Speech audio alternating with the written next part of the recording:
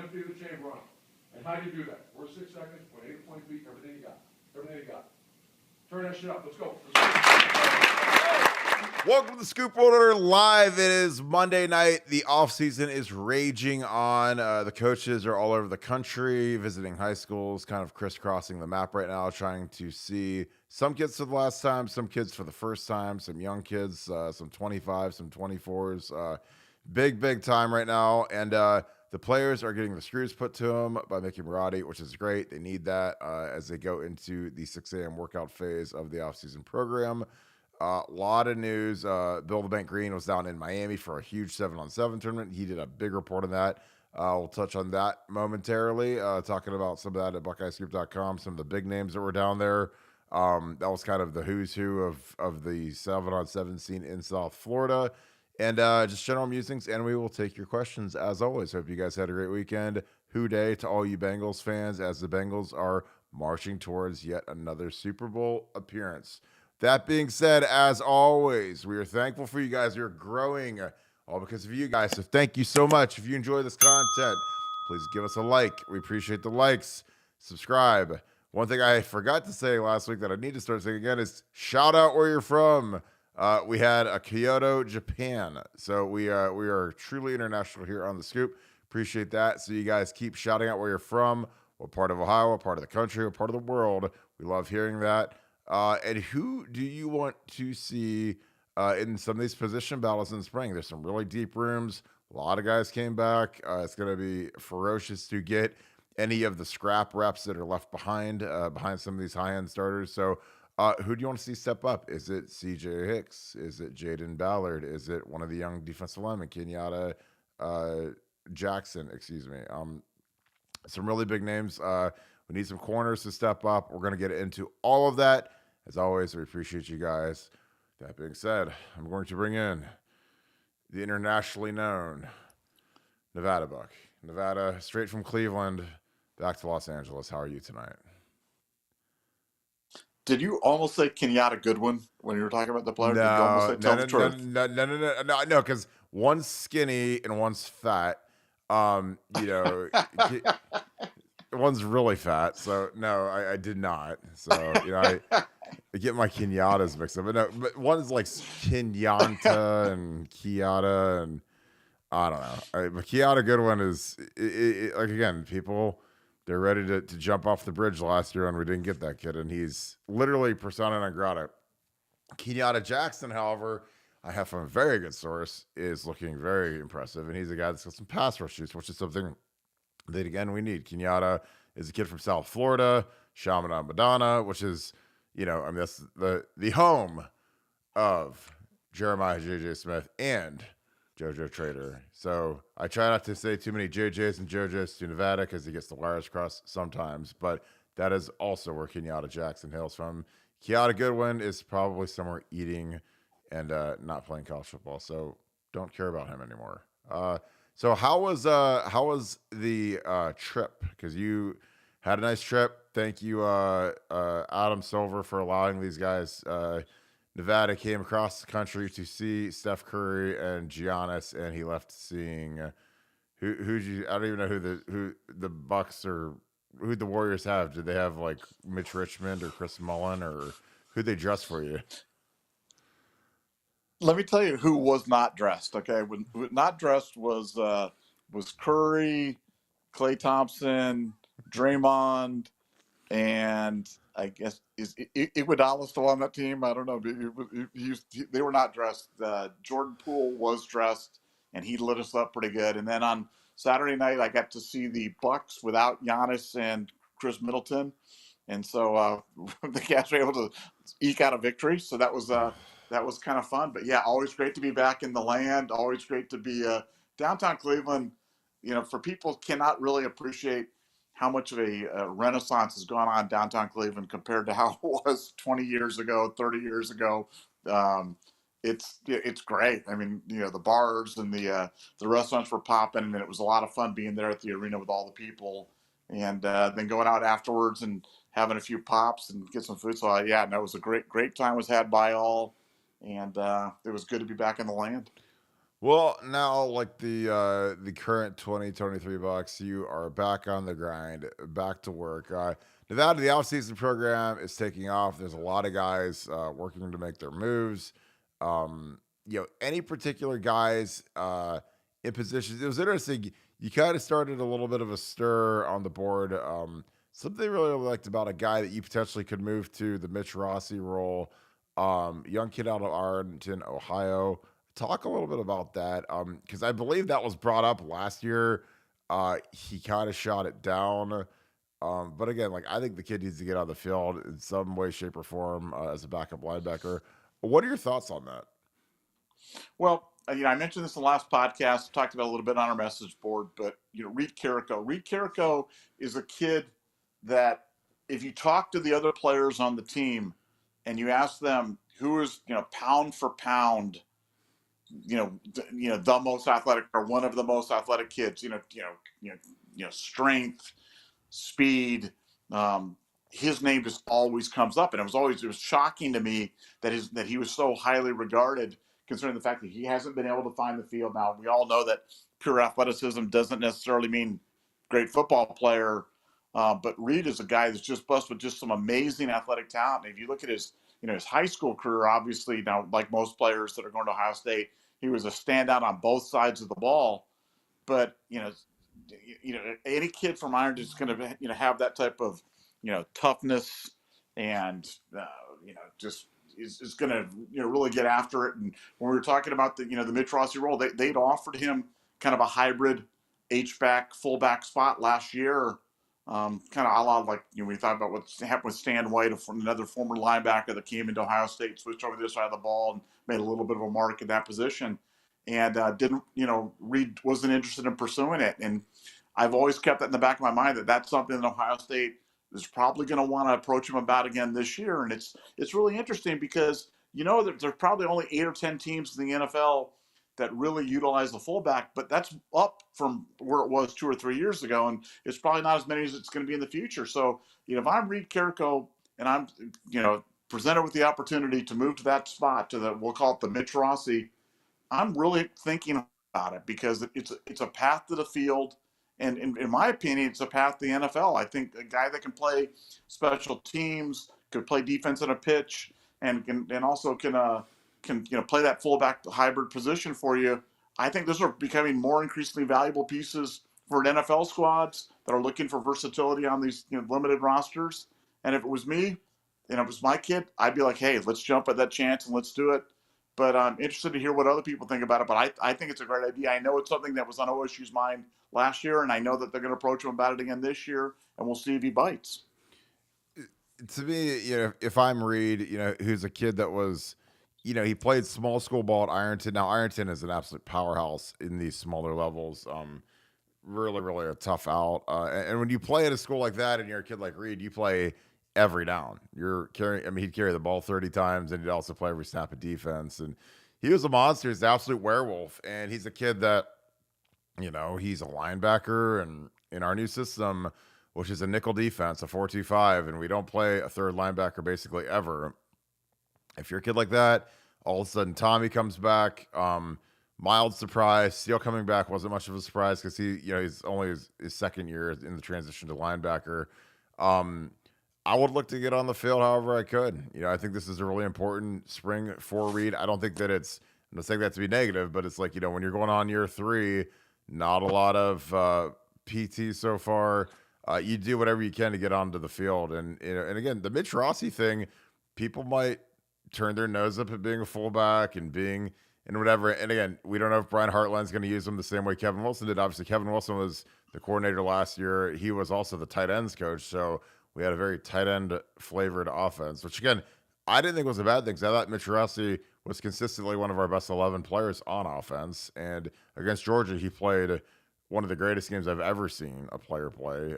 In terms of from pass protection, it was just, a yeoman performance versus Georgia's fantastic defense. And I think that, a guy that can, fill that role is insanely valuable because I don't think that body type exists in the tight end room right now. It really does. I mean, Joe, I'd love for Joe Royer to be able to do that, but he's not the shorter, squattier, body type that would occupy, kind of a tight end type role. I would imagine he's going to be the number 2 tight end going into spring. When he was playing against Georgia after having a tragic year in which his mom passed away, it really spoke volumes as to how tough that kid is, because he was going through a really rough time last year. His mom died during the season, missed a lot of time, which obviously very understandable. But I love that kid. I think he's a really tough kid. I remember at camp vividly when it was him versus Luke Lachey for that one offer. They did every rep against each other. The whole world was watching, because that literally was like it was something that should have been like a reality show or something, because it was like literally whoever has the best day gets to go to Ohio State. So, they had to, Kevin Wilson had to be blown away by that kid to not take Jim Lachey's son, Luke, who's a legacy. And, he's got to see Jim every single game, and every single, on the away games, the color commentator and the play-by-play guy, Paul Keels and Jim Lachey, they actually fly on the flight with the team. So, Kevin Wilson's got to sit on that plane and look at Jim Lachey, who again is one of the nicest human beings on earth, every day, and say, "Hey, I didn't take your son. I took this other kid." Because if it's close, you're gonna take Luke Lachey, obviously. But Joe was that good that day, and I think he's got a bright future. Super excited about him. Yeah, it's just interesting, because now's the time of the year where the team, they get together and they start to really work as a 2023 team, which it sounds kind of funny, but there is that kind of stark reality of who is moving on and they're not coming back. CJ Stroud gone, Jackson Smith and Jigba gone, Zach Harrison gone. Some of the guys that were leaders on the team gone, and now you kind of see the metamorphosis of what the new team becomes, and it's all forged in the offseason. Nevada, me and you are probably as high on the 2023 Buckeyes as anybody on earth. Talk a little bit about your excitement and why you think 2023's Ohio State football team could actually exceed what 2022 was able to do.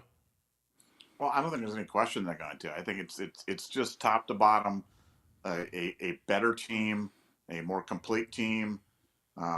Offensively, we've talked about that. We've gone on and on about the embarrassment of riches. Returning 99% of your receptions and 98% of your rushing yards, and I mean, it's just you've got some skill up and down the line. You've got returning starters on the offensive line.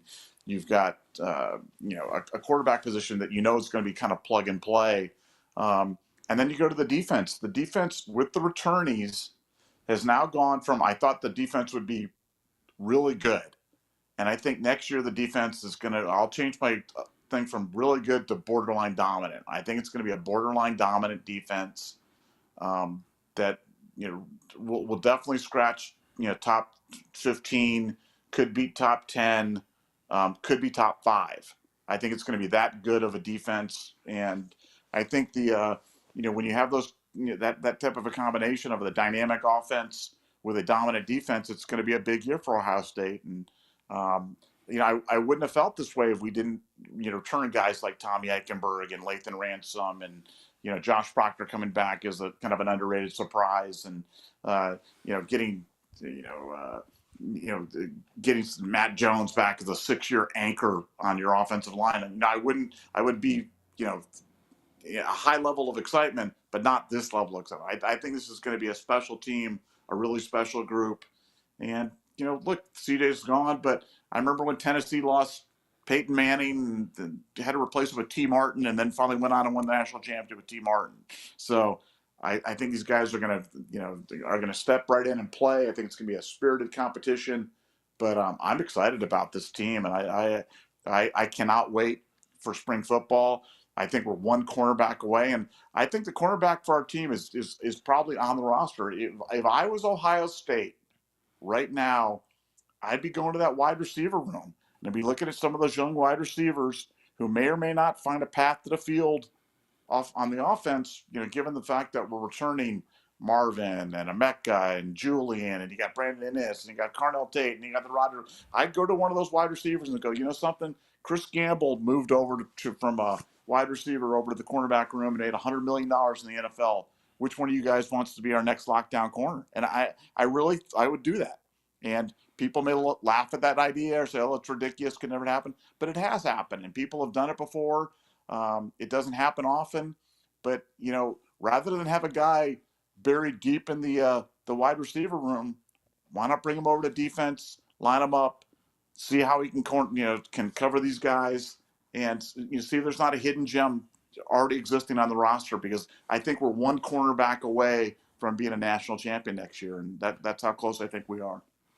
Yeah, I totally agree, and I think that's an outstanding thought, just because some of the greatest legends in Ohio State history have been guys that have switched positions kind of due to a declining role or a new change in philosophy, or basically they had no chance of producing at a position. So just from my experience, my limited experience at Ohio State when I was a coach, Darryl Baldwin, a guy that was a defensive tackle, had no future there. Urban Meyer said, we got to move him to offensive tackle. It was a very tough transition for Darryl.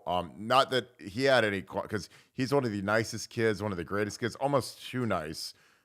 Extremely stiff, kid that had to, maybe the stiffest player to ever play at Ohio State. We had to stretch him out and have him do yoga, but whatever. He turned himself into a starting right tackle that won a national championship, and again, if Darryl doesn't agree to switch positions, then he probably just goes off into the ether, never plays at Ohio State any sort of substantial role, and he just, graduates and moves on with his life. But instead, he turned into a starting right tackle. Reed Fraggle did the same thing. He was a tight end. Urban Meyer comes in, looks at Reed. He's not a tight end for the Urban Meyer type offense, which is built more for a Jeff Hireman or a Nick Vannett body type. Reed, supersized guy, not going to have a role. Zach Bourne, obviously, the uber famous photo of him flexing over the quarterback at Michigan over Devin Gardner. He's the guy that literally in the middle of the season, we were phasing him out of the offense because, again, he wasn't the body type that we needed. He was a fullback. Urban didn't use a fullback. We barely use a fullback now. There was no Mitch Rossi in the Urban Meyer offense. It came back a little bit with Ryan Day and with Kevin Wilson, but there was no Mitch Rossi in the Urban Meyer offense. There was no need for a guy like that. So Zach went from being a guy that played 60 plays a game as a blocking fullback in Jim Tressel's I formation to, 10 plays and 8 plays and 5 plays. And he was frustrated. And one day Luke Fickell's like, hey, I'll take him because I don't have anybody, because guys were getting hurt. They were banged up. So I remember Indiana week in practice, Luke grabs Zach Bourne and literally takes him over to the defense. And I was like, oh, this is cool. Hopefully he'll get some playing time at some point. He started and played the entire Indiana game. Now, mind you, we gave up 49 points that game, and we won 52-49 out at Bloomington against Kevin Wilson and his and a team that just was they schemed us up impeccably. But he makes that switch, and it was painful at first and hard because we just didn't have anybody else to play. Zach had to play a whole game, and he wasn't used to playing a whole game, so he got a little tired. But then he rounds the corner and has that great Michigan performance, and most notably, obviously, the sack that was a play where he basically freelanced and got a sack because he wasn't supposed to blitz, and he did anyways, and the rest is history. So I think that when you're one of these guys who's like the number 10 wide receiver, 15 wide receiver, 12, 13, 14, that is a heavy room in terms of number of guys in the building in that position room. If I'm Tim Moulton or Perry Eliano or one of these guys, and I can walk down the hallway and say, hey, you used to play DB when you were in 10th grade. Do you want to give us a shot for a year just so that you can actually get some burn and play, as opposed to, being the fifth string X, for Brian Hartline and getting 3 reps of practice? Like, I don't know who wouldn't do that, because these kids, they all want to play. They want to make the travel squad. They want to, add value to the team, potentially get a letter, play special teams. Again, if you're, looking at NFL guys like, Bam Childress, who was a spring game legend. Everyone always laughs at Bam. Bam won a Super Bowl ring. Like, nobody else in this podcast has won a Super Bowl ring. And it was because when he played for the New England Patriots, he played corner, he played receiver, he played returner. He did everything, and he was on practice squad for 3 years. And, the versatility, I'm telling you, it's never a bad thing to be more versatile as a football player. Nevada, the line is funny. Of all the things people worry the most about, I think it's cornerback and offensive line. Between those two groups, I know we talked about this a couple days ago. give me your, on a 1 to 10, how worried are you about the offensive line? Then 1 to 10, how worried are you about the cornerback room? A 1 on the offensive line and a 9.5 on the cornerback room. So it's like, I mean, I'm completely. I'm legitimately worried about the cornerback room, and I think that's so. For people like, oh, Nevada, you're just always positive, and you don't think there's any problems. No, I mean, when I see problems, I'll call them. I think we have a problem in the cornerback. I am raising my hand saying we have a problem in the cornerback room, and we need to find some answers. Do I think we can? Sure, but do we have those answers right now? No. Offensive line, on the other hand, not seeing the issues that the people are saying. Before we get too far down to, I don't normally watch TikTok or stuff, but I saw a great TikTok video by Zach Smith talking about the how Dwayne Haskins ended up at Ohio State. And when we started talking about the offensive line, I started thinking about Coach Stud, and I just thought that was if you haven't seen it, if you're a TikToker or whatever they call it, you call those people ticks or talks or TikToks or whatever they call them, go over there and watch the video because it's a great story. As close as I am to Ohio State football, and I do this for a living, and I'd never heard the story, and it was a great story about how Haskin ultimately ended up at Ohio State. Maybe Bert Carton wants to share some of the details of that with you guys, but I thought it was really, really interesting and timely considering the fact that we're talking about the O-line and the much maligned Stud. Well, it's funny because I'd never heard that story. That one, for some reason, isn't one of the big hot urban legend, carried on by the beat writer and recruiting guy type stories that gets told about Stud. And again, I don't know Stud. I've talked to him one time in my life. Beat me in the 2007 national championship game when he was the O-line coach at LSU. So I'm still kind of salty about that. So, but other than that, I don't know Stud. I know that his lines have been good.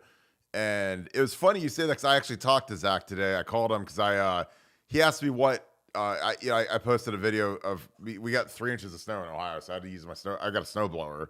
And he's like, dude, what brand is it? I need to get one. And I'm like, dude, it's the greatest thing I've ever bought in my life. Cause like, I hate shoveling snow and it just sucks. And so I was talking to him about that. And I was like, dude, that's Stud story is true. So the story is basically this. So, Greg Strudwara came aboard after the, I believe it was the Clemson game, or it had to have been like 16. So 15 on to 16. I believe Stud's first year was 16. It was before Ed got fired. It was the year that we lost 31-0 to Clemson. Stud was on staff with Ed. Ed coached the tight ends that year. Stud was on the O-line. So Stud came on right after the 15 season, and there was a quarterback that Tennessee had recruited named Jared Guantanamo, or let's call him Guantanamo Bay. But he ends up going to Tennessee. He was number 1 on their board. And, Stud had just been hired, and they're in a recruiting staff meeting, and they don't know what to do with quarterback because, the guy that they wanted to hit all the eggs in that basket decides to go to Tennessee. So they're kind of at square one, and it's right before, the second signing day, and what do we do and whatever. And Stud's like, how are you guys not recruiting Dwayne Haskins? And the coaches, like, they kind of a lukewarm, didn't really know interest in Haskins. And Stud's like, he's fantastic. And I believe that Mike Loxley was the offensive coordinator at Maryland, and that staff got fired by DJ Durkin. I believe Durkin's who came in and cleaned house. And and Haskins was kind of in limbo after Loxley got whacked. And now obviously Loxley's the head coach there, because Loxley went to Bama and came back and became the head coach at Maryland after they whacked Durkin. But it was just interesting because Stud was the guy that was like, you guys got to recruit this guy. You're crazy for not recruiting him because his arm is fantastic. He's a nice kid. But the thing about Urban is like Haskins couldn't run. So that was kind of like the giant, elephant in the room is that he wasn't a runner like every other Urban quarterback had been. He was slow, but his arm was obviously magnificent, first round talent. They watch his film, they get to know the kid, and they offer him, and they end up flipping him from Maryland because of Stud's recommendation. Like Stud's like, this is unbelievable. And then like they had like an official visit, I guess, where he came out and Stud was like, it's hilarious because like, people think we're the biggest like stud people in the world. But I'm like, he's like working the room, and Urban's like, man, this guy's so much better than Ed Warner. It's like unbelievable. And I was just laughing because I was like, I mean, they're O-line coaches, so they're always kind of the dullards of the room, no matter who they are, just because that's the style. O-line guys are always the fattest, dorkiest guys on the team, so you don't expect much of them in a recruiting sense. Like, they're not going to be like Brian Hartline, who's going to roll up in a Ferrari and have like Louis Vuitton shoes on and walk into the high school. They're gonna O linemen are gonna be O linemen, big kind of trollish looking dudes walking around with the team polo on. But I just thought that was fascinating that Stud, who everybody hates and thinks is the worst recruiter of all time, was the guy that said, "Hey, you guys should recruit Dwayne Haskins." And then Dwayne Haskins basically changes the entire trajectory of the program in terms of moving from Urban's kind of rushing, half and half quarterback attack to a full-fledged air raid assault, like we were in 18 with Dwayne. And then, we were with Fields and now CJ Stroud. And now going forward, we're kind of this, more pro style, less running, downfield attack thing. But that was fascinating because Zach told that story. And I was like, why have you never told that story? Why did it take you 3 years of your podcast or 4 years or whatever you've been doing this for to tell that story? Because I thought that was hilarious. And kudos to Chris Drew, because he's the guy that made that into a TikTok. And I was like, if I didn't watch that on TikTok, I would have never heard that, because it was just like a little 2-minute clip. I mean, if you go on TikTok or Twitter or YouTube and just look at the Menace feed, it's on there, and it was completely fascinating. But what were your thoughts on that, Nevada? Because like, I've never heard that Stud was the reason that we decided to go all in on Dwayne Haskins, but it was pretty interesting to hear that. Well, I just thought it was interesting about talking about how Meyer had post-traumatic stress disorder from being in Florida and having John Brantley, who was another statue type of accomplished thrower but couldn't run, and as a result, his offense just went to heck, and they couldn't do anything offensively, and he just didn't want to have that happening. And so it's it was a great story. I was glad to see that, and I thought that for one was one positive utilization of TikTok by Nevada Buck, and so we may be poisoning the youth of America, but at least I got that little piece of information on TikTok, and I like to thank the Chinese national government for providing that for us. And then now have all your pertinent info and data, so that's even better. So that was the price of us getting that, is that we gave China all of our information. So I'm gonna put on a little bit of Dorian Baru, who's a kid that was our most recent offer, young kid. It's funny because one of our best posters on the board, VB coach, actually teaches at Clayton Northmont, the home of Dorian Baru. Dorian likely to be a DB, corner safety, and it's just funny because VB coach has been adamant, hey, we need to offer this guy. We need to offer this guy. I'm just gonna let the tape roll. This is his sophomore film. He's a big joker, but he is a big athletic dude. And VB is like, you got to offer this guy. There he's getting a pick. Obviously he's a sophomore, so this is varsity ball. But the kid is a freaky athlete. His mom was a really, really high level sprinter at Ohio State for Ohio State's track team. He got the offer from Notre Dame, got an offer from Michigan, and then Ohio State came in. But this is a kid that I think we need to get. He's a top 50 player in the class of 2025. And he's right here in Ohio, so I think you got to put the press on. You got to tug at mom's heartstrings as much as you can. They like Notre Dame, they like Michigan, they visited both.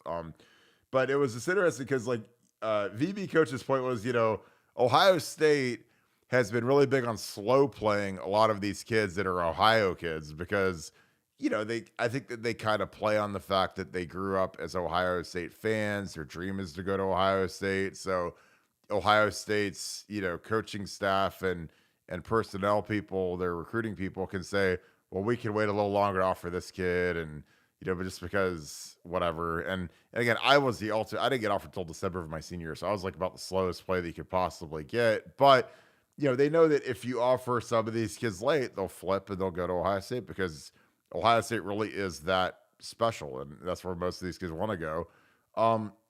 Nevada, your thoughts on kind of the strategy? I think that obviously it's hard to compare Ryan Day's strategy to Urban Meyer to Tressel, because I think it, when Tress took over the job in 2002, you literally could take a class that's 90, 85% Ohio kids and still have a dominant class, a top 2 class like that 2002 class was. And the the overall talent I believe is eroded in Ohio. There's still 8 to 10 good players that are Ohio State quality a year in the state of Ohio, but I mean, it's just dwindled, and again, I believe it's because of the population shifting to the south. I know that the northeastern section of Ohio is way down compared to where it was even when I was in high school.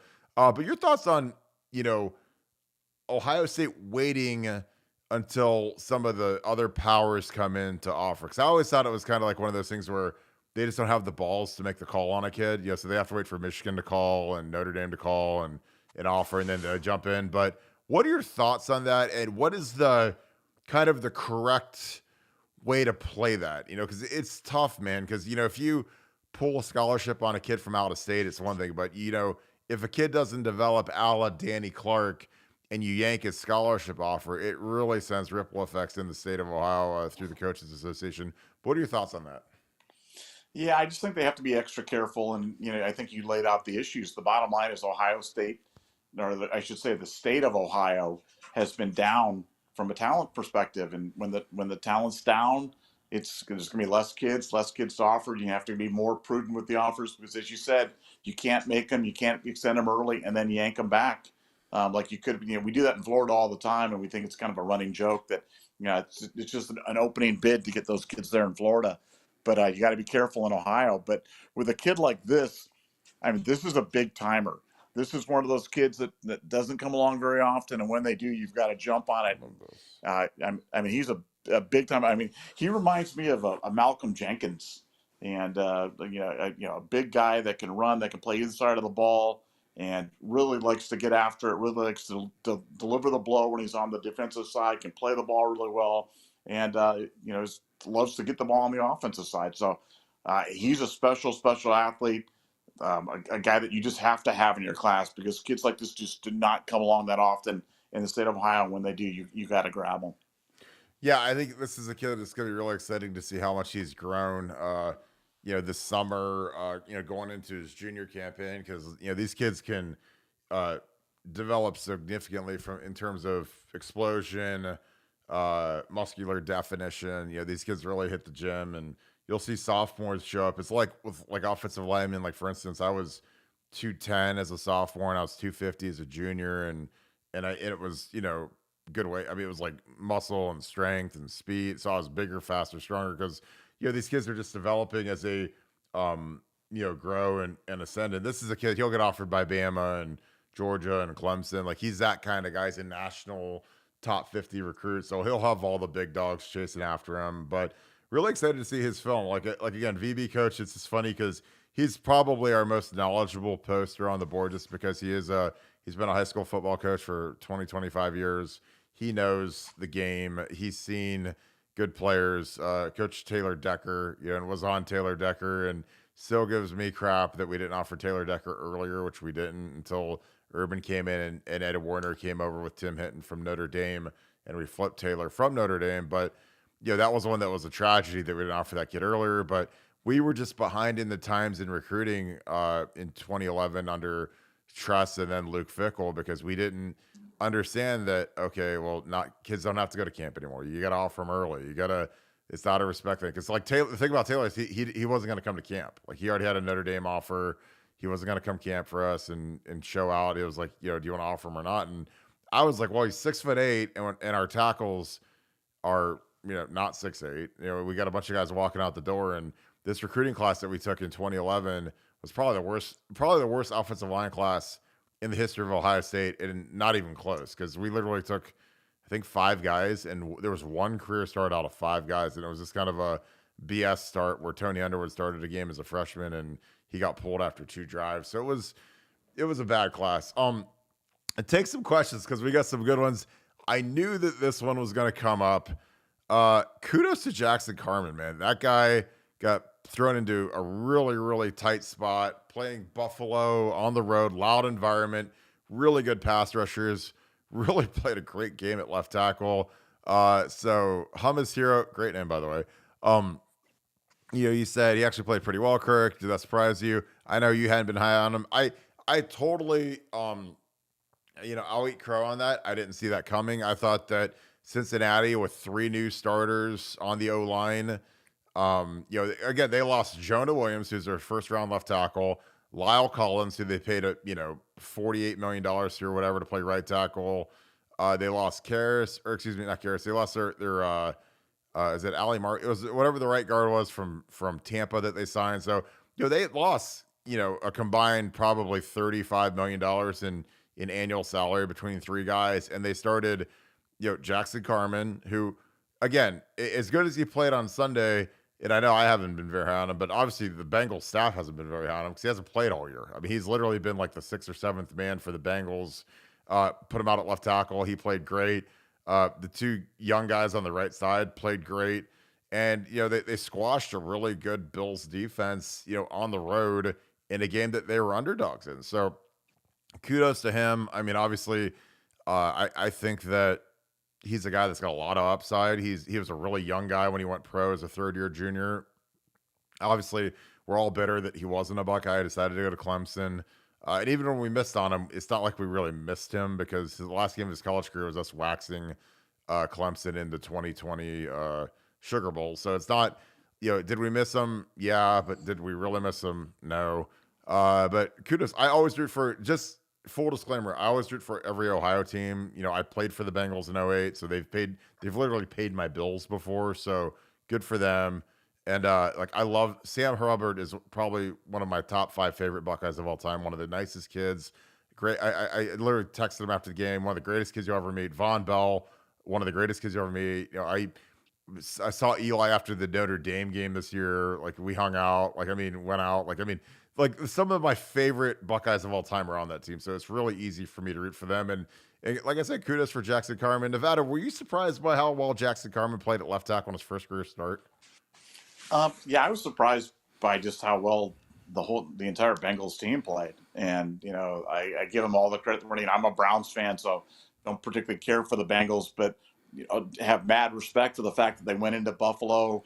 I mean, Buffalo's got all the emotion of Hamlin and coming back, and the Buffalo, the Mafia, and then they go in there and they just whack them. And the game really wasn't all that close. So no, I give the Bengals all the credit in the world for that. Last year, everybody was like, "Oh, it's kind of a fluky run to the Super Bowl." Now it's like, nah, it really wasn't fluky. It probably sounds like the start of something big in Cincinnati. And look, Cincinnati got the memo earlier than the Browns did about drafting Ohio State players, and somehow the Browns just refused to draft Ohio State players. I think they went from Craig Powell to Denzel Ward was the first one in 25 years or whatever it was. So I've always said if I was if you go through the draft, you say if the Browns had just drafted the best available Ohio State player in every draft, what would their team look like? And they'd have like 9 All Pros and be a lot better. But they just refused to draft them. So the Bengals did. The Bengals are winning. So who day? I give them all the credit in the world for that great victory. Yeah, it's funny. The Browns get the #1 overall pick, and they get their Heisman Trophy winning quarterback, and it's Baker Mayfield. The Bengals get Joe Burrow. So quite a dichotomy between the 2 franchises. And then we had to pay through the nose to get Deshaun Watson, who I think potentially could be better next year. I mean, he wasn't great this year, paying an absolute fortune for him. But if you don't have a quarterback, you have no chance in the league. So I mean, I at least give the Browns credit for doing what they did. So at least they took a shot at it. But it's just going to be interesting to see what they can get out of him going forward. Henry. I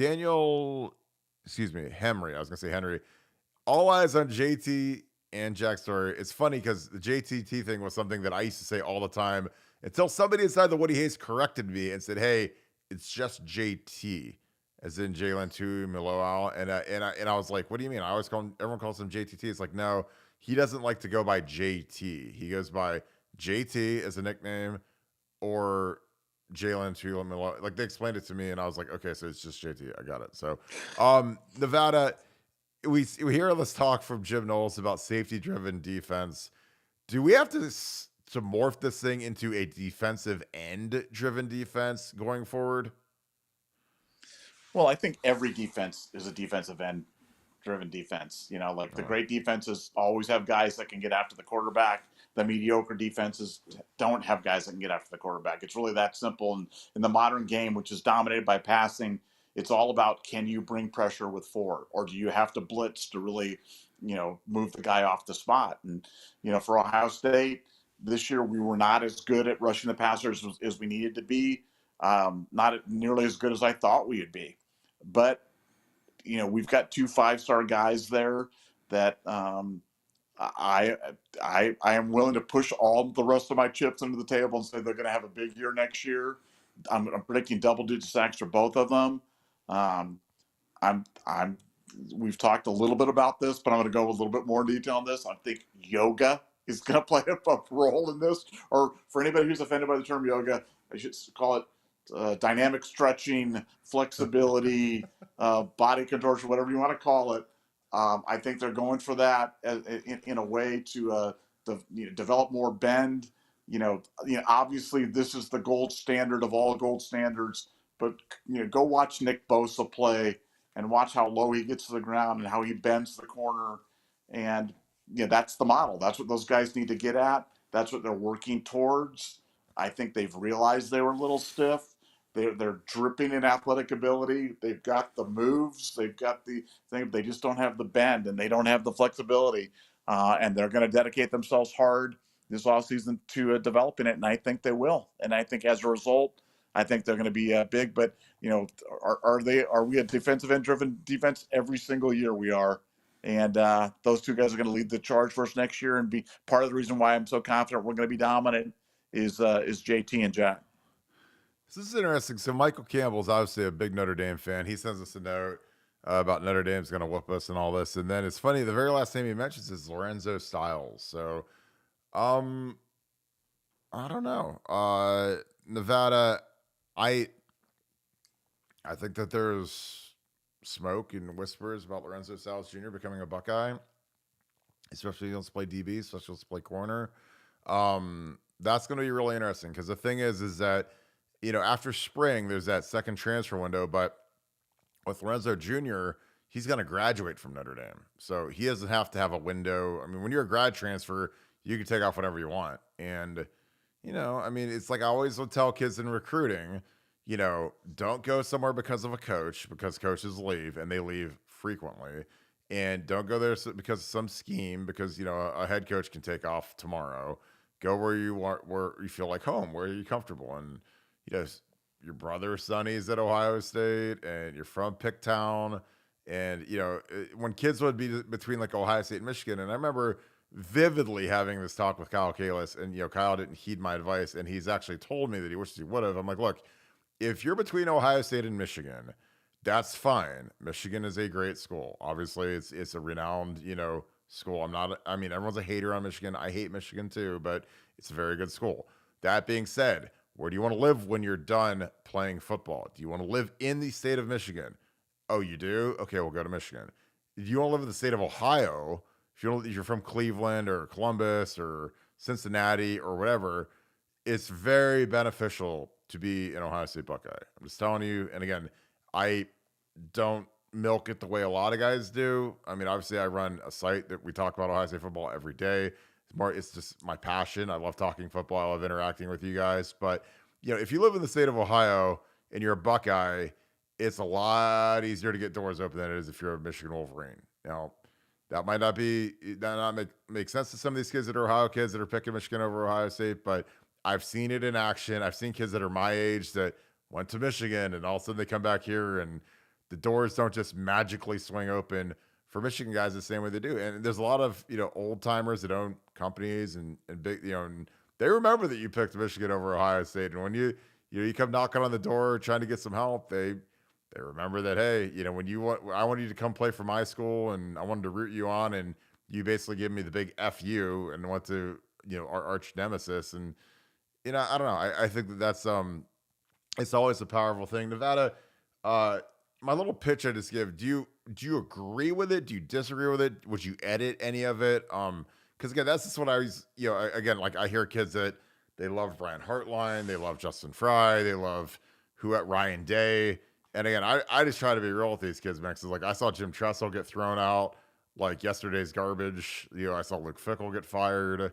I see coaches that go on to the NFL. I see coaches that take head coaching jobs elsewhere, coordinator jobs elsewhere. What are your thoughts on what I said about picking a school based on the school that you like the most more than a coach or a scheme or whatever? Well, I took it that you were talking about pick a school that in a place that you're likely or want have an interest in living in afterwards. And I think that's sage advice for any person that's going to college. I tell my kids that, whether it be that aren't playing football, that are just going to go on to life, because your compatriots, your future customers, your all thing are going to be alumni or supporters of the school that you went to, and that just gives you a leg up in business and life. And I think that's always, for anybody who wants to live in the state of Ohio, going to Ohio State just makes it's a great business decision.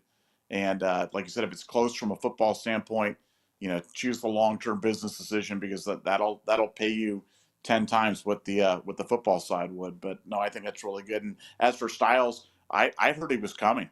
I don't know if anything's changed, and things could have, with the fact that his brother didn't see the field much here at Ohio State. I don't know how much that played in favor, but I heard he was going to transfer or grad transfer, or whatever we want to call it, and be a Buckeye. So we'll see if that comes through.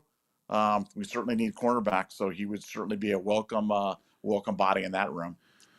Yeah, and I think that it's obviously one of those things where he's very interested. Now, Ohio State, it takes two to tango. It's not just one, you don't just get to pick somewhere and show up and they hand you a jersey. Like, Ohio State has to want him.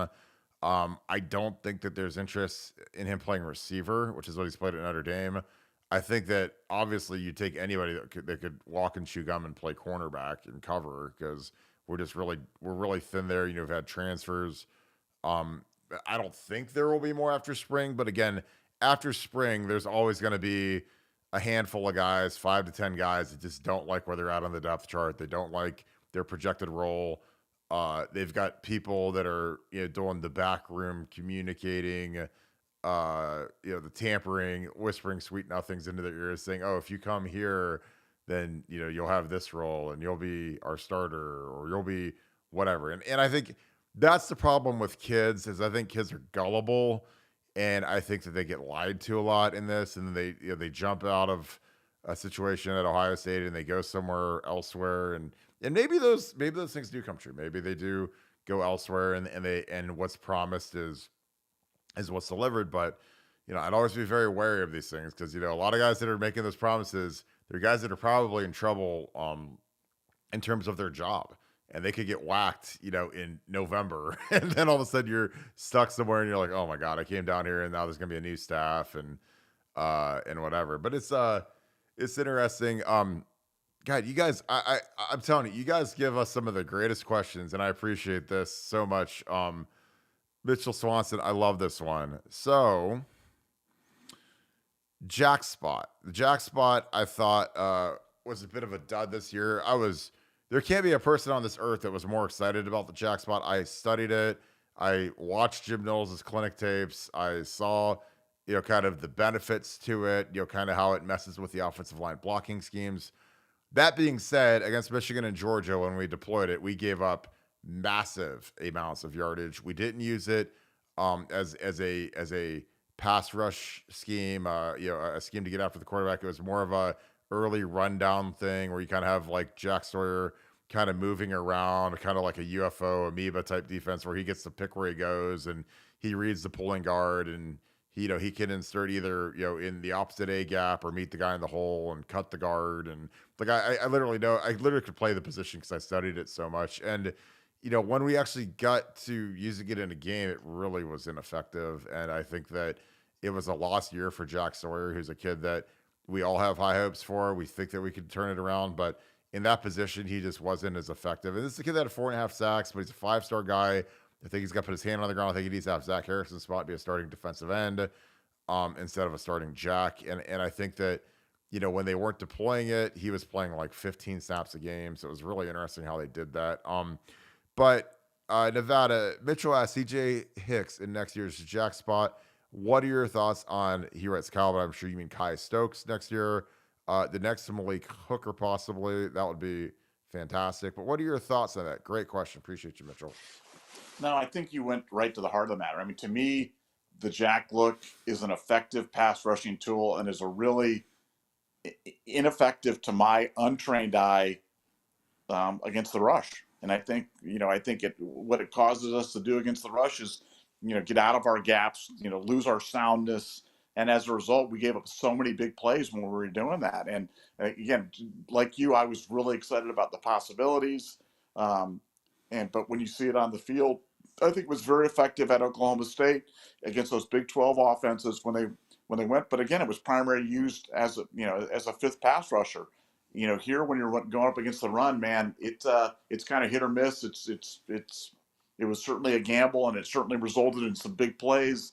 We talked about those 7, 8, 9 big plays that we gave up out of our 1,000 snaps, but I'll bet you 80% of them were in the jack look, and so I think it's something that Knowles is going to have to take a hard look at because for me, I don't see the benefit relative to it might have been execution, it might have been on the players, but for me, I would kind of scrap that. I thought a lot of the other things he did were very effective, but the jack I would file it under the thing of failed experiments at least this far in his tenure at Ohio State. Yeah, I agree. I think that it was something that people were excited about because you think about the walk around defensive end and how he gets to pick his gap, and it sounded like it was really fun to play because pass rushers always want to be able to be unpredictable and kind of you're turned loose. You don't have responsibility other than get the quarterback, and it never developed into that. It was mostly a rundown tool, and again, it just wasn't very effective. And I think that it's predominantly for when you're at like a Big 12 school or a Duke level program, and you get some guys that are maybe smaller defensive ends. They're kind of between being like a big linebacker, small D end, and how can you deploy a guy like that who's a tough guy and whatever. And I frankly thought Jack was too physically big for the role. I think that generally you want a guys like 230. Jack's 260. He couldn't get there in certain spots at times, and I just think that he just needs to be a hand on the ground defensive end because that's what his bread and butter is, and that's what made him great when he was at Pickerington, and he was one of the top 5 players in the country. So I think he's got to get back to that in a hurry. Paul Buckeye, what's up, brother? Appreciate you as always. One of our regulars, one of the best. New Albany, Ohio. We got to grab lunch one of these days. Barring injuries, who will lead in total yardage for running backs? Do you believe Xavier Johnson will be our best punt kick returner instead of Emeka Egbuka? And thank you as always. Appreciate you, brother. Total yards for running backs. Obviously, I think Nevada and I are going to go chalk Trey Henderson. He's got a big contract year. He's got to carry the mail. Got to get that foot right. Got to just grind and go back to that Saquon Barkley trajectory. Saquon obviously was a top 5 pick, freak of nature, superstar, and that's what Trey, when he was coming out of high school in his first year, looked just like that. Last year obviously was a lost year, injuries. I think that the timeshare will do him well just because you've got Mayan, you got a lot of amounts of fees. Dallin Hayden's going to need some touches. So it keeps a lot of tread on the tires when it comes draft time, which I think is great for him. And in terms of the Xavier Johnson, I think you got to find a role for X. The thing that's going to be interesting this spring, in my opinion, is how much do we see X at running back? Because, Ryan Day ran some really fantastic concepts versus Georgia.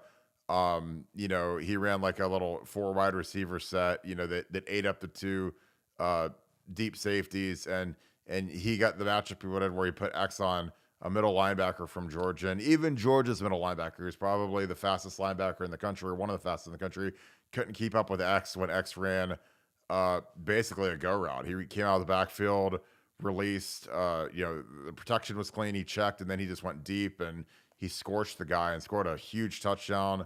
I think that, with Trey coming off injury, with Evan Pryor coming off injury, I don't know if Mayan was really banged up at the end of the year, so I don't know if he's had any more cleanup surgeries.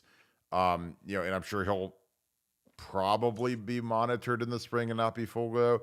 Be interesting to see how much X gets as a running back, because again, he was fantastic. He was a lot like an Alvin Kamara type for our offense, which I know that sounds gaudy and crazy because Alvin Kamara is an all-pro running back for the Saints, but that was kind of the element he brought. He was a guy that could catch the ball, a matchup nightmare, and when you wear number 10 and your roster lists you as a receiver and the defensive coaches are upstairs checking personnel and realizing, hey, they're in 5 wide receivers, or They're in four wide receivers and a tight end.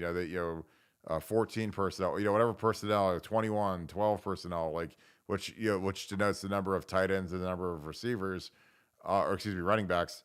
Um, he's a guy that people, they identify him as a receiver, and then all of a sudden he's lined up next to the running back, or excuse me, next to the quarterback, and like, oh crap, this guy can play running back too. So I thought that was a fantastic move by Ryan Day and Kevin Wilson.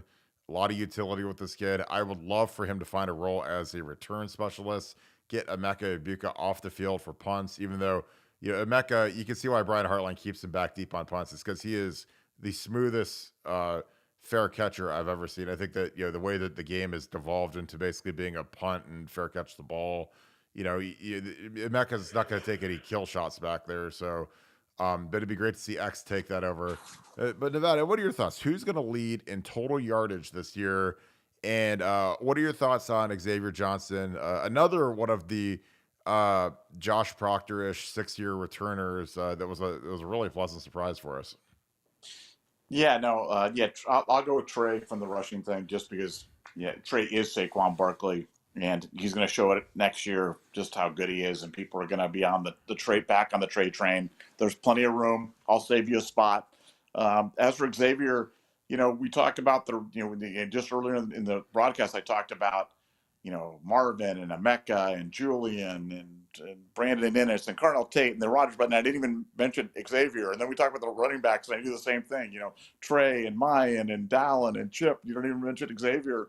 But, I mean, I think, dare I say it, but Xavier really is kind of that Percy Harvin role. We've always talked about that H-back and, where's that guy that's kind of that hybrid that can kind of create those mismatches and kind of do it. But that's really what Xavier does. And he's really kind of a position unto itself. I loved what he did. He made so many big plays for Ohio State that I think, again, getting guys like that back are one of the reasons why I'm so excited about this 2023 team. Underrated walk-on player Xavier Johnson. Nobody even heard of him before this year, and this year he's for me it's a key acquisition, a huge acquisition, the equivalent of getting any 4 or 5-star recruit in the country, because he's a guy who can immediately help us, immediately make plays for us. We know, and I think he's going to have a huge year next year. And couldn't be more excited, about seeing him. And like I said, I really think he is the kind of that H back, that Percy Harvin spot, and I think it fits him perfectly. This is a very funny comment. Michael Campbell, obviously huge Notre Dame fan, has been big in the chat, has been writing a lot of comments. But this is one of the funniest things I've ever heard in my life. Notre Dame's running back room over Ohio State, check. Now, Nevada and I have said, and I totally agree, this is the deepest Ohio State running back room in history. I've never seen anything like it in terms of the overall star power with Trey at the top, and the depth. And again, I don't want to get too big into it because, we could have 3 of these guys leave and transfer out, and then all of a sudden I'm just eating crow. But, you look at the top with Trey, potential first round pick, you get Evan Pryor back, who was a guy that looked really dynamic in the spring last year. You get Chop Williams. I mean, you got Dallin Hayden, then you got Chip. I mean, you got Chip Trainum. You got potentially Xavier. I mean, that is a insanely deep running back room. Those guys have all started, played, and not just played against Akron. Like, they've played against Michigan, Georgia, big time minutes, big time starts. But yeah, I know where you're going to go with this, Nevada, but do you think Notre Dame is better running backs than Ohio State this year?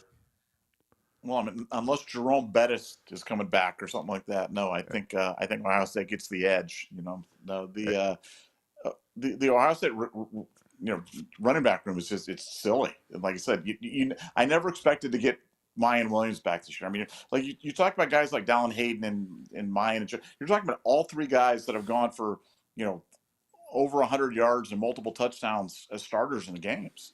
To have 3 of those guys in the same running room. And then I know Chip's gone for over 100 yards at Arizona State and multiple touchdowns. So you've got 4 guys that have done it in college, and then Xavier Johnson, probably the most versatile, running back / wide receiver in the country. So no, it's a deep running back room. It's an experienced one. And would I take it over Notre Dame's? Yeah, I would take it over. Notre Dame could take the last 10 years of running backs and take an all-star team, and they could throw Rudiger in there as well, and I'd still take Ohio State's running back room over theirs.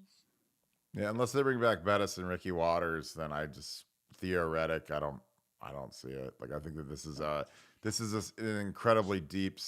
Again, if you look at our skill as a total, it's the best in Ohio State history. I've never seen a deeper receiver room, running back room, tight end room. I think it's truly going to be a problem for the coaching staff to distribute reps to the guys that aren't the top guys. The top guys, Marvin, just put him in bubble wrap. See you in August. Emeka, same way. I don't care if they even practice at all in spring. I just put him on the jugs machine and tell him to go, drink a Capri Sun over, in the lawn chair because I don't want anything to happen to those two. Cade Stover, same way. Go drink a Kool-Aid and and hit the jugs machine and whatever. Like I just think that it's some of these guys they've been proven, they're tested. You want to keep them healthy, light wear and tear. And then there's some young guys like the Jaden Ballards and the Joe Royers. They need 1,000,000 reps because they got to be ready to go, step up, and find their way, into a significant role on the 2023 Ohio State Buckeyes. But I'm really excited about it. I love spring ball. I love winter conditioning because for me, as we get inside information from the Woody Hayes on how guys are looking at workouts, that kind of sets the table for what to look for in spring ball. I've seen a lot of guys that make big jumps in winter workouts.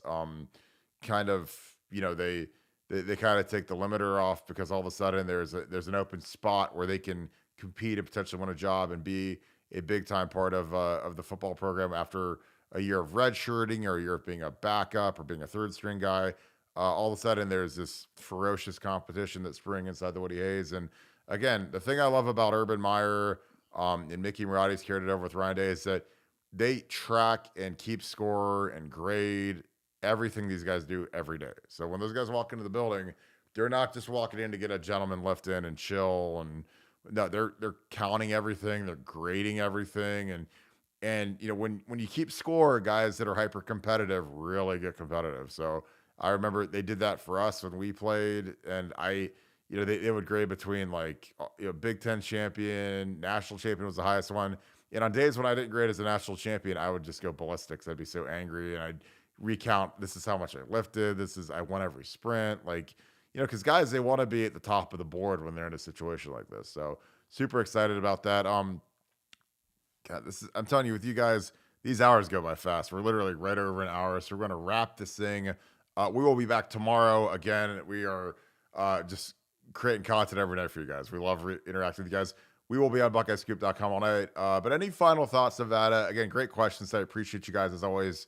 But any final thoughts, Nevada? Nah, just super excited about 2023. And like I said, winter workouts are in full swing, and we're going to start to see who's starting to separate themselves and who the young guys are starting to step up. So we'll see everybody on BuckeyeScoop.com, and appreciate the absolute tremendous support both online and on the message board, because it's we couldn't do it without you guys. So appreciate it. Perfect. All right, I'm going to wrap this thing.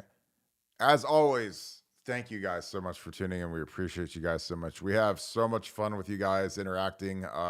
Again, if you guys are the cream of the crop, if you are the 5-star Ohio State fan, you got to get on BuckeyeScoop.com. You got to join it, become part of our community, because that's what we recruit. We recruit only 5-star fans to our site.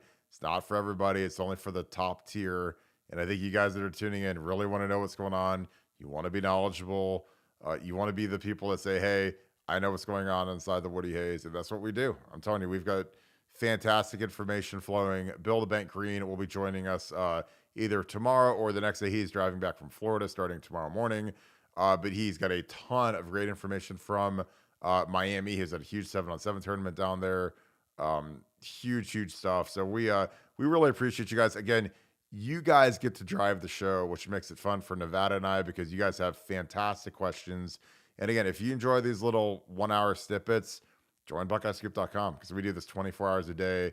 We talk about everything. Fantastic business people. We talk about great football, NFL, basically anything you could imagine. It's always a blast, and it's always popping on there. And that's the thing that makes me proud, is that we have the most active board in the Ohio State space, and it really is a good time. Really knowledgeable people. really fun place to be. Very, very high end, and we would love for you guys to join our crew. So thank you guys so much. I appreciate you guys as always. We're going to go again tomorrow, roughly around 7 o'clock. Don't hold me to it. We always kind of go a little earlier or later based upon if there's basketball or anything to go again. So, but we love doing this with you guys. We appreciate you guys. We're going to break down a ton of film.